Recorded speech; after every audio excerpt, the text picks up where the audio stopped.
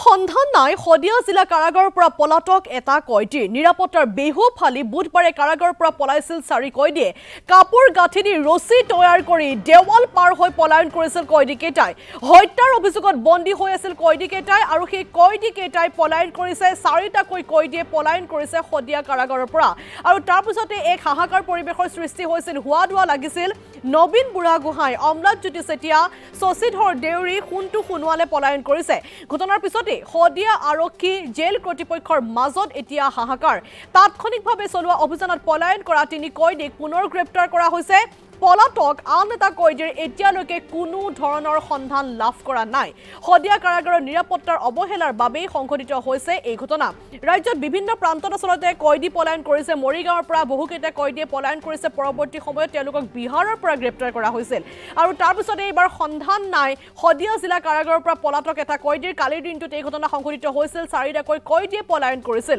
নিৰাপত্তা বেহু ফালি বুধবাৰে কাৰাগাৰৰ পৰা পলায়ন কৰিছিল 4টা কয়দীয়ে তাৰ পিছত অৱশ্যে পৰৱৰ্তী সময়ত যেহেতু অভিযান চলাইছে 3টা কয়দীক গ্ৰেপ্তাৰ কৰিবলৈ সক্ষম হৈছিল কিন্তু বাকি আন এটা কয়দী এতিয়াও আসলতে কোনো ধৰণৰ সন্ধান লাভ কৰা নাই আৰক্ষীয়ে কাপোৰ গাঁঠি দি ৰছী তৈয়াৰ কৰি দেৱাল পাৰ হৈ পলায়ন কৰিছিল কয়দীকেইটাই হত্যাৰ অভিযোগত বন্দী হৈছিল কয়দীকেইটাই আৰু সুযোগ বুজি কাপোৰেৰে গাঁঠি লৈ ৰছী বনাই তেওঁলোকে কাৰাগাৰৰ পৰা পলায়ন কৰিছিল মুঠ 4টা কয়দীয়ে পলায়ন কৰিছিল কিন্তু 3টা কয়দীক পৰৱৰ্তী সময়ত পুনৰ গ্ৰেপ্তাৰ কৰা হয় কাৰাগাৰলৈ ঘূৰাই অনা হয় কিন্তু এটা কয়দীৰ সন্ধান লাভ কৰা নাই আৰক্ষীয়ে যাৰ বাবে এতিয়া হাহাকাৰ লাগিছে আৰক্ষীৰ মাজত নবীন বুঢ়াগোহাঁই অমলাতজ্যোতি চেতিয়া শশীধৰ দেউৰী সোণটো সোণোৱালে পলায়ন কৰিছিল আৰু আমি ইতিমধ্যে যেহেতু জনাইছো ঘটনাৰ পিছতে এক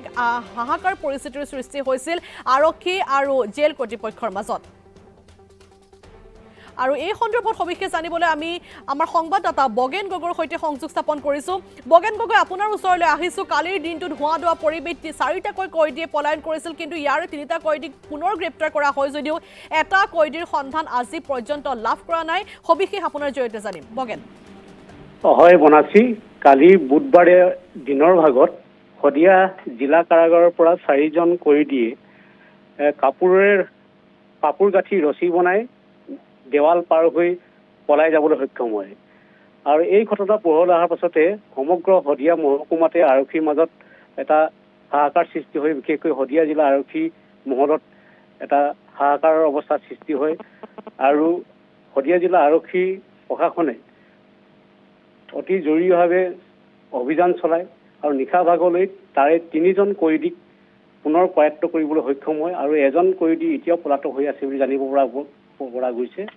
আৰু এই কয়দীকেইজনৰ ভিতৰত নবীন বুঢ়াগোহাঁই নামৰ যিজন কয়দী তেখেত মানে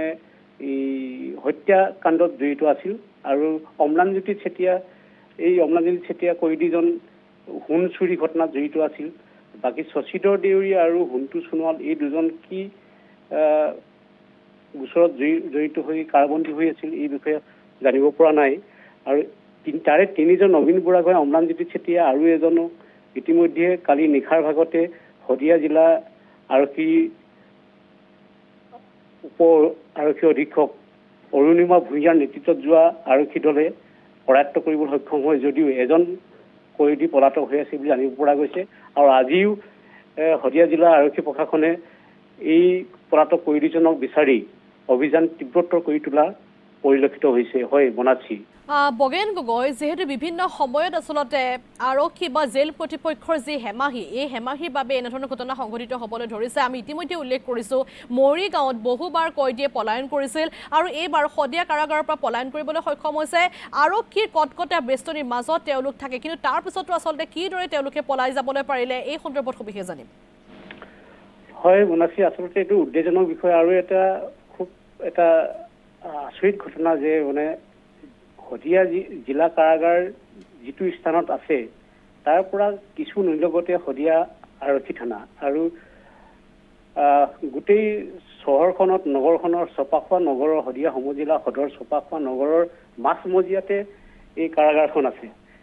আৰু চাৰিওফালে মানে পুলিচে টহল দি থাকে আৰু গোটেই কাৰাগাৰটো চাৰিওফালে নিৰাপত্তাৰক্ষী থাকে তাৰ মাজতো কেনেদৰে এই 4জন কয়দীয়ে কাপোৰে ৰছী বনাই দেৱাল পাৰ হৈ পলায়ন কৰিবলৈ সক্ষম হ'ল সেইটো সকলোৰে বাবে এটা ৰহস্যজনক হৈ পৰিছে আৰু সকলোৱে বিচাৰ্য বিষয় হৈ পৰিছে। আৰু এই ঘটনাটোক লৈ কালিৰে পৰা সমগ্ৰ শদিয়া সমজিলাতে এটা তীব্ৰ চাঞ্চল্যৰ সৃষ্টি হৈছে। আৰু মানুহৰ মাজত প্ৰশ্ন উত্থাপন হৈছে যে জেলৰ ভিতৰৰ পৰা যদি কৈদী পলাব লগা হয় তেতিয়াহ'লে বাকী গোটেই নিৰাপত্তাৰ বিষয়টো এটা প্ৰশ্ন উত্থাপন হয় বনাইছে। বগেন গগৈ আপোনাক এই মুহূৰ্তত আমি ধন্যবাদ জনাইছোঁ সবিশেষ আমাক জনোৱাৰ বাবে।